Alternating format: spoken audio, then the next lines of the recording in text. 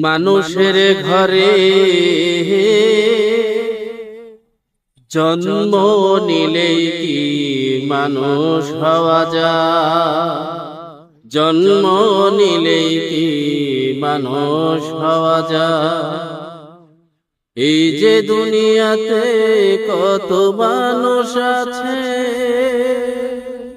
এই যে দুনিয়াতে কত মানুষ আছে,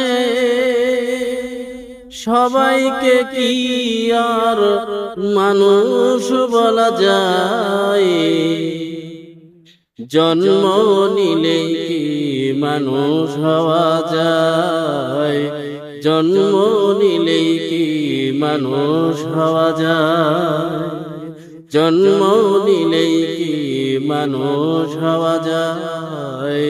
জন্ম নিলে কি মানুষ হওয়া যায়?